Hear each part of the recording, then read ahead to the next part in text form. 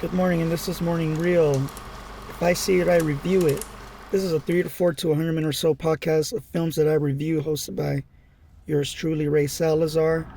Today I'm joined with Faby, who will be reviewing the film American Me, produced and directed by Edward James Olmos. It's a 1992 crime drama film. It came out on March 13th, 1992. It's just a little bit over 2 hours. Was not a box office success because it had a budget of 16 million. It cannot break the bank. But you know what? Who fucking cares, dog? Seriously, there's movies that are made with a budget of $25,000 and has surpassed the test of time, and this film was one of them. And you know why it's one of them? Just this past year in 2024, this film was selected for preservation in the United States National Film Registry by the Library of Congress as being culturally, historically, or aesthetically significant. And in my humble opinion, I feel like all three count. What do you say? Yeah, that's insane. 1992. I was barely born, so it's a long time ago. Technically, you were not born yet. Well, it depends what month it was. March 13th, 1992. Oh, I wasn't. Okay. You were born 5 days later. Damn. You know that? That's crazy. I didn't know that. Well, about the release date. What did you think about this film? Like, I've only seen it once when I was a kid. I've seen YouTube videos about it and all that stuff, but does that really count? No, of course not. Actually seeing it, it's not your typical gangster film or your typical prison gangster film. It's one of its kind. And I like the fact that a Latino directed it. Brian De Palma directed Scarface, and Martin Scorsese directed Goodfellas. Well, for Latinos, Edward James Olmos, and he did a really good job in this film. How would you say?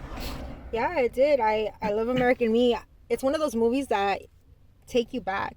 They take you down memory lane. For example, like I watched it during my younger age. And it was a movie that captured my attention right away because of the opening scene. It was amazing. Not amazing, it's kind of sad, but it's historical, and I think that film has a historical value, definitely. This film puts East Los on the map, and when I mean East Los, I mean East Los Angeles, where the film is taking place for the most part. And then you got, Folsom State Prison, which is, a very notorious prison in California. It's, in the northern Cal, close to, like Humboldt and all that. It's kind of like hit or miss, because it's like, okay, you can whether learn from our experiences through the film, or you can practice it or exhibit it or copycat the film in a way. Yeah, in a way you're learning from it, so therefore it's kind of shaping like our youth. And yeah, it can go both ways. Are you going to be a cholo, or are you going to be a cop? Or are you just going to be an honest private citizen just going about his or her day? But do you see how like that film may be portrayed as like a movement of sorts, like it's highlighting the Chicano, like Chicanos, what they went through, Zoot Suit riots, for example. Very historical time, and the way that they captured it in the beginning with the opening scene. That was pretty brutal. It was brutal, and it's kind of like a shocker and an eye-opener, and if you don't know about Zoot riots, it makes you want to look it up. So in a way, it does provide value of knowledge in a sense, too. Yeah, who would have thought American sailors, U.S. sailors were, pigs and rapists? And I mean, we've known that. It's vice versa, really. Obviously, by the film, with the other scenes. Yeah, so this one's controversial because, the Mexican mafia, that's a real, criminal gang organization and whatnot. And some of these members did not like the film because it wasn't portrayed, to their well, that's not to their standards, but to the facts of their history, right? So what got Edward James Olmos' title character, which is Montoya Santana, which, when you look it up on the history books and all that stuff, he's like the guy who started Leme and all that stuff. But it's funny, the film doesn't really touch upon eleme per se, you know, like it's a window, you know, and you go in it, you look at it, and you're a fly on the wall. These people don't really like talk about politics too much. What they really talk about is like getting shit done. Like, hey, this guy needs to go. How are we gonna do it? Like that, plain and simple. Politics of prison. Politics of prison, you know, plain and simple. You know, like it's like by color. You know, we're all one in here, right? Like how they say, like I don't care what hood you're from. When you're here, we're all together. We're stronger together. And again, when it comes to our youth, like they can see it like, oh my gosh, I don't want to be like that because I can end up in jail getting butt raped. Or they can be like, man, that seems firme. So, as we all know in the film, you know, Montoya gets raped in juvie, and it's fucked up. Hey, I gotta say, man, like, look, fiction or not, you know, like, I don't know why they decided to use that as like a catalyst for, you know, Montoya becoming this, you know, iconic figure in not only in the film but like as a representation of gang life, right? I don't know what they would have done differently if they had not chose the rape scene. But look, let's just go with that. I honestly think not just from a viewer's perspective, but from like a film reviewer perspective, it's a very strong scene. It's a little bit too hard to watch because I mean they don't show it, right? They don't show any penetration, but you know what's going on, and it's wild, man. And these are kids in juvie. Like, what's the age of juvie? Like, from like kid and up or what? I know juveniles is like, I don't know, I want to say from 10 to like 18. I just know that that's the cutoff line, 18. And even nowadays, they'll even like send you to county before that, depending on your crime. So imagine, like, especially back in those days where like they didn't really give a fuck about like how to like put kids together when it comes to juvie, but you saw little kids like looking at rape, and this, you know it's affecting them. And it even shows like what could happen when you have like some type of trauma, or like when you don't establish like, you know, like a attachment love style, like when you're a child. And what I mean by that is like you see how the father resents him, and you never really know why, but you see it. You see the tension as he walks in the room, and he just kind of spazzes out on him for no reason, and that pushed him. It's what happens to a lot of the youth. You know, they get pushed out by family not understanding them. They feel like nobody understands me, and then you find like, you know, your little homies that are all kind of like going through something similar, and you guys create that bond, and yeah, and then this is what happens. I'm glad you brought this up because as you were talking about it, I was just thinking like that makes sense. And what a way that these actors that were chosen in this film delivered these lines, especially between like the son and the father.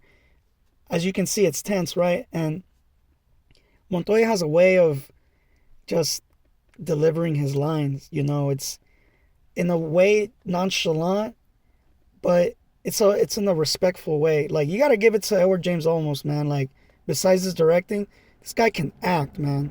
He got it, man. He's got the look, he's got the feel, but he plays it so good. It makes you really feel like, man, this guy's living that life. You know, it's making us believe that what we're watching is real, even though it's fiction at the end of the day. And there's a lot of scenes with Edward James Olmos where he nails it, man. And he's from a theater background, and you can tell right off the bat in almost every scene, he gives his theater chops as much as he can, and it works.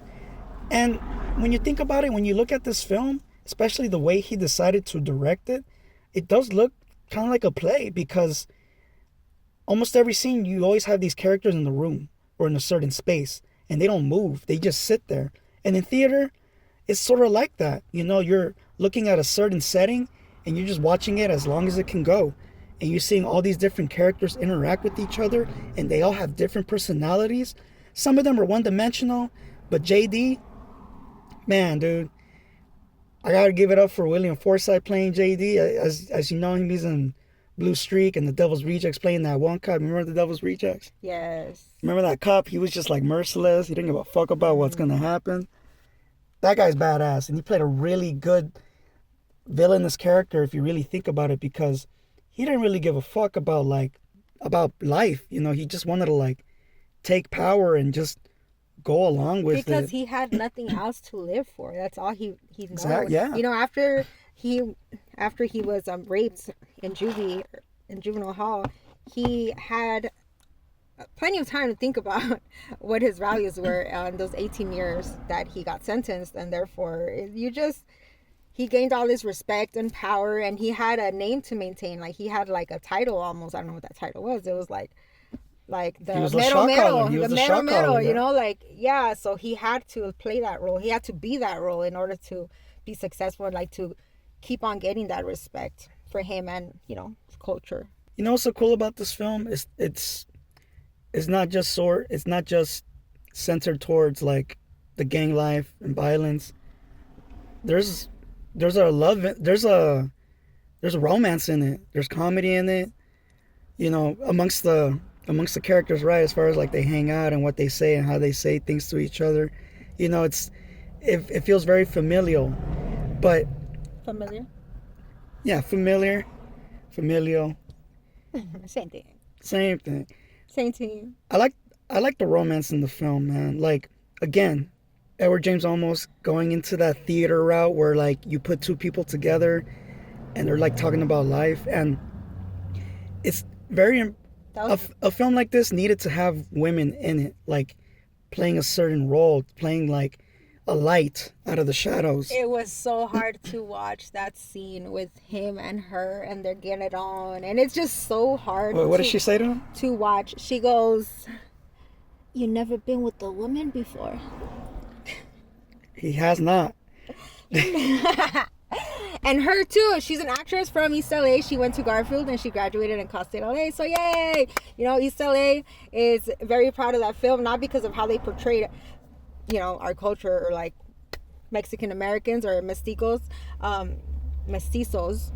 It is an iconic film that represents us in the film world. That, along with Crazy Loco, what is it? Matos Locos. Blood in, blood out. Yeah, but I'm not gonna get into that. It's inspired by a true story, and he kind of put like all the characters together into one, which is why it has comedy and it's romance and all these different emotions that play out throughout the film, because I'm sure it came from a lot of different stories put into one. Did you have a favorite scene?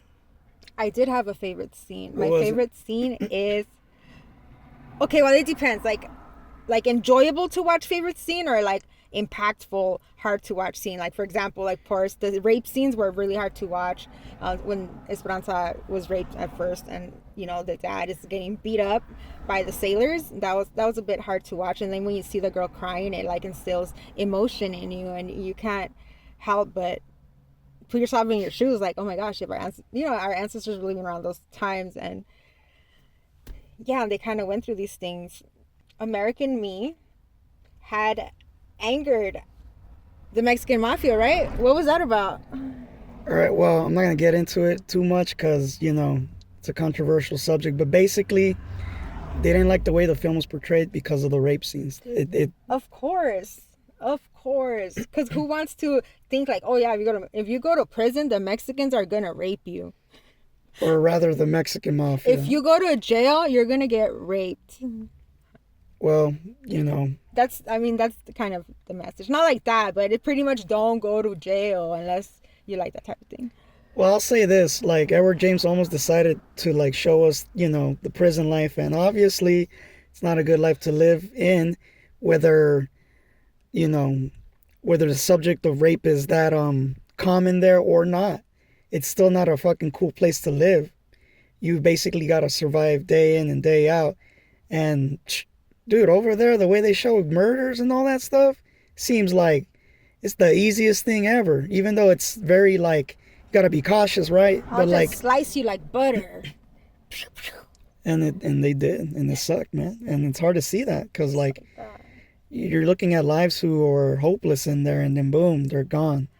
other reasons why it could have angered, I mean, I would say it's the fact that they have this pride. They have this pride, you know, like Mexican pride, like a very like machismo ideology, and it can affect that, you know, by how it's perceived. Yeah, and it would anger anyone who is very like proudful of, you know, their Mexican culture. And So those are your favorite scenes? No. no. Okay, wait. What was my favorite scene? I don't know if I have one. Okay, I would have to say it's the beginning, Esperanza, and like how the sailors. I'm a historic fanatic, so history fanatic. Therefore, you know, that's what what captured my attention, and it happened in the beginning. So that's kind of what kept me hooked. Like, oh, it has, you know, and then yeah. So good job. I like how how they depicted life when she got on the bus. Like you see like old cars. Esperanza was a beautiful woman. And then you see all these mixed people like judging her, looking at her, like not even sitting next to her and stuff. But again, it was a crazy time, you know. Zoot Suit riots had to do, you know, they felt like they were being disrespected by the way they were dressing during like World War, and that's what added on to the racial tension already going on. Imagine that. Even there was racial tensions that far back into the past. Like, they weren't just assaulting adult, like people, like they were assaulting children. And it wasn't just like it wasn't just mestizos. It was also like African Americans and Filipinos, like anybody who was not white. I don't want to say it, but yeah. Anybody who was not white Caucasian. I'm sorry, but come on, man. If I'm going to be real about it, if we're going to be real about it, then let it be known. But, you know, no offense. But it happened, you know. But, you know, there was race relations between all kinds of other races at that time, too, you know. Everybody's trying to, like, get their own, you know. And you know, but when it comes down to it, I could see how it could be a bit offensive. Okay, and this is going to be controversial, but the reason I say that is because that's a time of patriarchy, and maybe the way it started off was like Zoot Suit riots, but then it became gangs.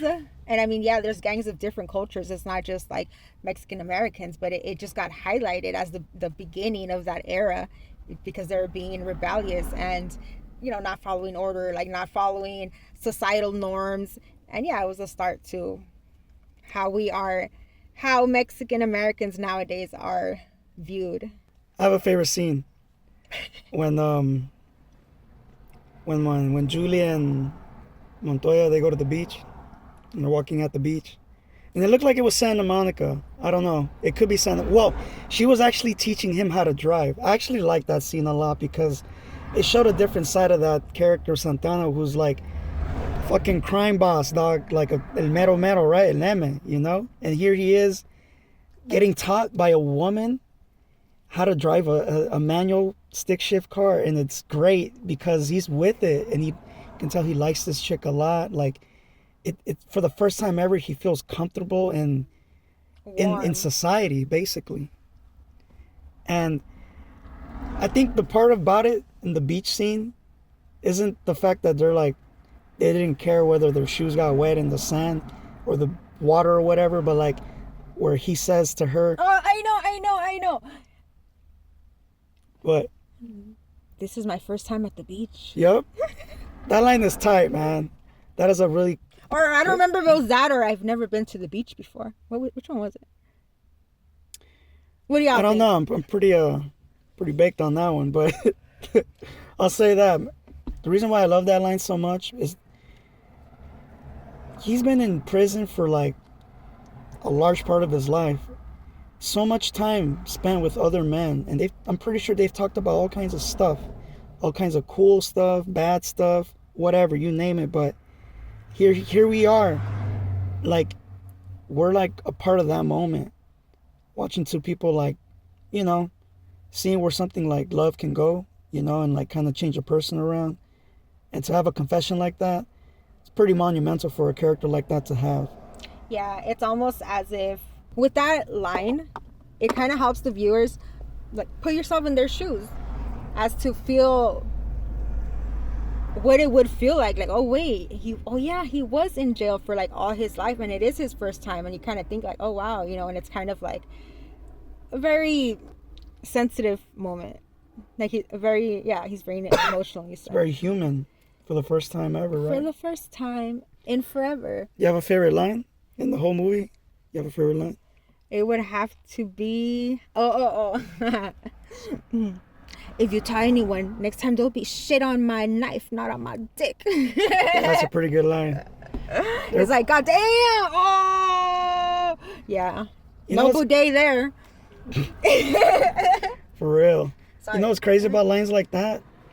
There's a lot of lines like that in the movie. It's very like genitalia-ish, very sexualized. And like you kind of think about like, man, this movie's pretty camp too. There's like some type of camp involved in this shit. You have to see it to like really notice it. But anyways, my favorite line is when they're still in juvie, right? And you got the little kid, dude. I know. Okay, with this like suave, like slick back, hair.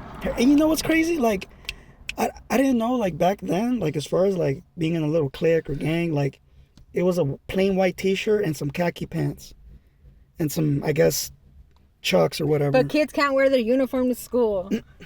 It looked like fucking school uniform, to be honest with you. They're like, we study in the streets.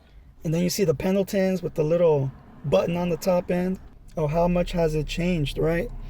Yeah, but my favorite line is when he was like, actually, I forgot the line. You say the line. I don't remember the line. Hey, Ese, can I talk to you? Yeah, cause But he looks so young in the face. Like I swear I look like a baby. I swear I've known somebody that looks like him in like my times I was like, running around with like nobody. When I was, back then, like, when you see people in school, they're like, oh, damn, it looks like they're kind of a little gangster there, right. And I swear that he has that same face. It's almost like they like combined all these different faces and made it into one universal one, because I swear I've seen that face before. Yeah, when, I think that was the line where the kid didn't want, like, Montoya to get with a white dude because, he's white, and, you gotta stick with your own race. Yeah. When he was like, look who they finally let out of the hospital. And then the other guy's like, I don't remember what he said. He said something. But then the other guy's like, oh no, he had introduced him. He was like, oh, this is this and this is that. My crime partner. Oh yeah, and then he's like, hey, Esther, can I talk to you? No, wait, let me sound more childish. Hey, Esther, can I talk to you? Or whatever, hey, Esther. Yeah, that line is pretty tight. Because, like, dude, that kid looks like he's 10 or 8 years old, man. And he's so, like a grown folk, and it's crazy to see like how effective it is to be molded in an environment, But it was juvie. That's what I'm saying. It was juvie, and it was, I guess, supposed to be like from an age of like, I don't know how. I mean, I don't know where they sent them, but whatever they sent him, like he just got accustomed to it, man, and he had to make it his own, man. He's not gonna like let some fuck. At least for him and his character, right? He was not gonna let just some guy fucking rape him and then like that's it, good night. Like, what the fuck? Like, an eye for an eye, motherfucker. And it sucks for that guy, but like, in a way it doesn't suck, but you know how it is, right? And it led him to Folsom. But yeah, man, American Me. I wonder why they call it American Me, but it's just his version of America, taking a journey through the prison system. It was their legacy in America, which is not, I mean, I'm not no one to judge if it's good or not, but it's like American Me. This is the American Me. Sorry, no duh. No, yeah. No, that's right on the fucking money. This isn't the Mexican Me, because this shit don't go down in Mexico. This go down in America. Yeah, they did a Mexican Me. That'd be hilarious. Juan Me. Mexican yeah. Juan. Nah, well, Mexico Me. American Me, a really good film by Edward James Olmos, man. If I ever meet that guy, I would just want to shake his hand and thank him for making that movie, because it's a really effective film. I forgot to say that I like the ending of the film. It's funny because you see films like Boys in the Hood, Do the Right Thing, even fucking Baby Boy, even Menace to Society, where all those films have a very impactful ending, something that like really sticks to you, and it has to stick to you because, look, man, it didn't take that ending to make the movie's point. You already got the point as soon as you got to the middle of the second act, right? But it's just like putting the cherry on top, man. You see a kid like basically being inducted into a gang, and he's huffing on paint with his, little homies driving a car, and you can tell they're underage or whatnot. And it just sucks that like you become what you are in your environment in a way, and which is why some people get out of the fucking hood, because once you stay stuck there, man, like you're more than like, it's the notion where like you're more likely to be what you are and all that shit. But that's not always true, because Montoya was trying to get out of that life, and obviously because he set his own standard, he had to live by that standard and die by that standard. Oh, and look, okay, so talking about that scene where like, he goes back into jail and he was trying to live a normal life or whatnot. Do you remember when he took that rap, by the way? He didn't like snitch purposely, get caught up like that, man. It's just like fucking wrong place at the wrong fucking time, right? Yeah. And that sucks. That scene is so fucking bad, man, because again, theater, the cop shows up and you just know it's over, dog, when you see those little balloons and you're like, oh, it's over for this guy. And they look like little toy cop cars too. Like, I know, they look fucking weird. Like, wee, like there's an like invisible hand driving it. Yeah. Okay, so like I was saying, so remember in the beginning, not in the beginning, but when Little Puppet goes into prison, and I don't mean to go backwards, but okay, so Little Puppet goes into prison, and then he has him go and do a job, right? And the puppet's like, no, I can handle it, whatever, and they're like, he's not talking to you, I said. Yeah, that line's pretty good, yeah, too. Yeah, it's pretty good, too, right? Yeah. Okay. And then after that, he says something along the lines, I'm talking about Montoya, he says something about, like, that that they earned some respect by doing that. Right. And it also, that the consequences were still not known. And these were the consequences, because there was the first time that they had like, and I don't know if it was the first time, but they had to kill one of their own. Oh, it wasn't the scene with Little Puppet. It was something else. It was this dude who was all tatted up on the chest, right? And he was like in the bench press. Yeah, and at the yard.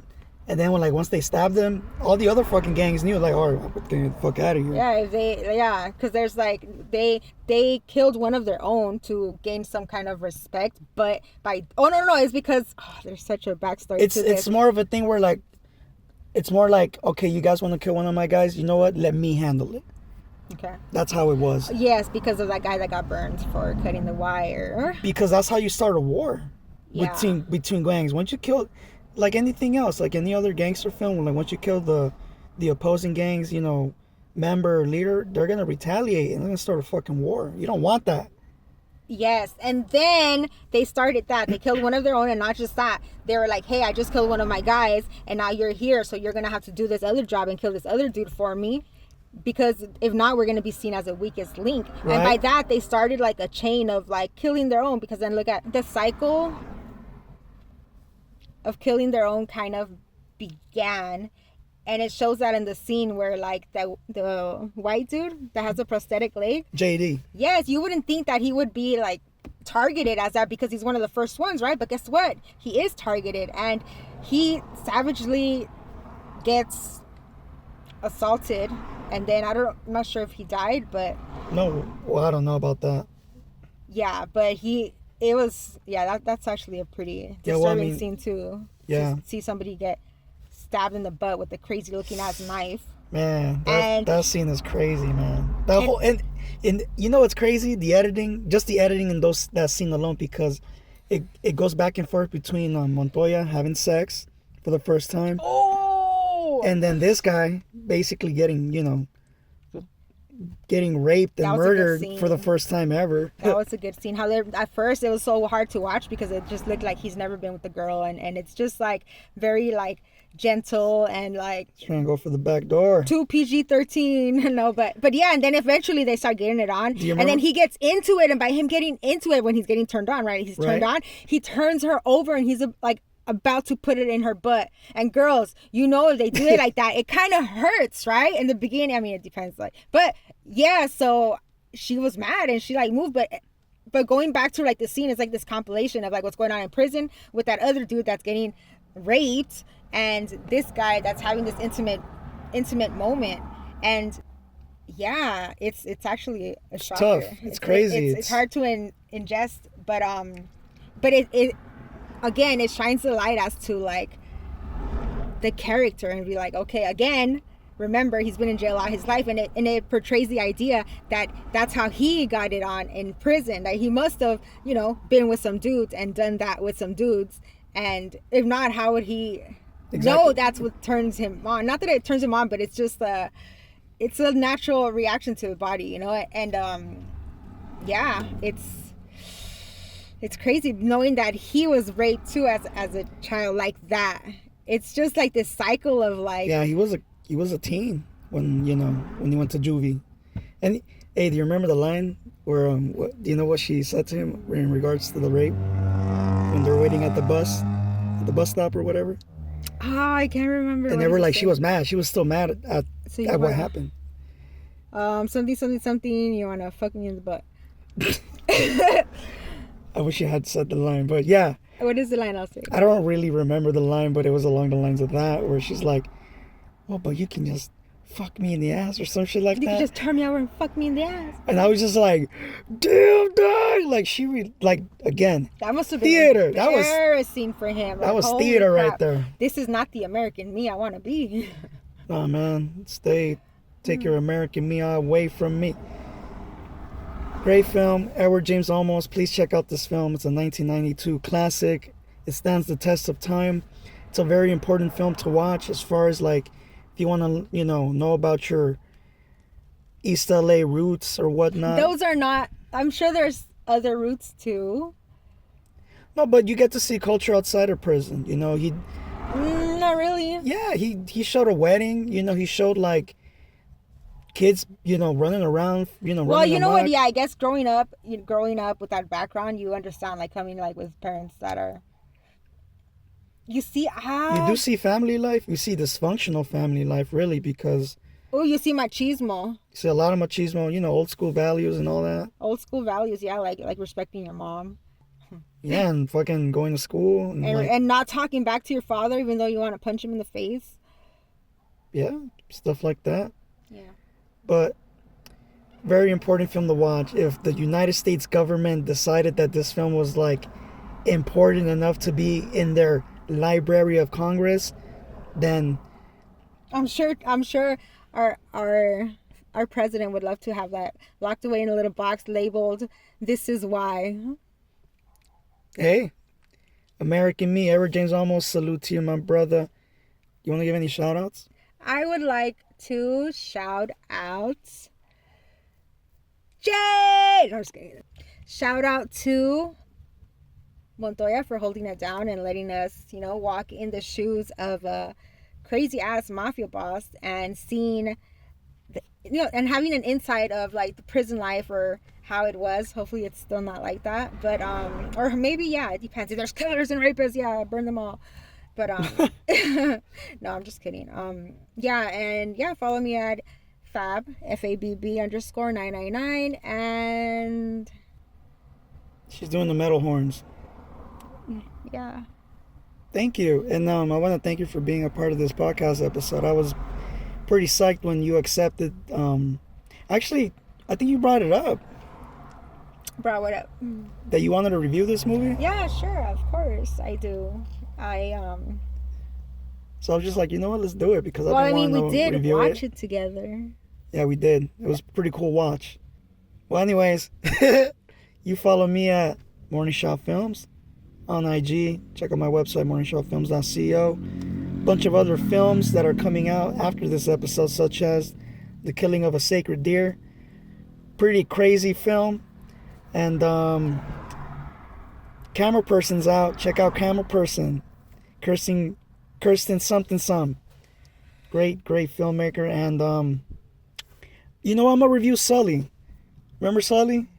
We were actually watching Sully together the other night, and I haven't seen that film in a long time. When I saw that film, I was just like, holy crap, like I forgot how good this film was. And it's crazy. I forgot that Clint Eastwood directed the film, and it's crazy because the guy's fucking old, man, and he's still making pretty good movies about everyday people and like telling their story and telling the actual facts, you know, and then like competing with AI. And it's crazy. This film's about AI because they thought that AI would pretty much settle the case. And see, look, now I'm going with Sully right here. Anyways, on to the next one. Thank you.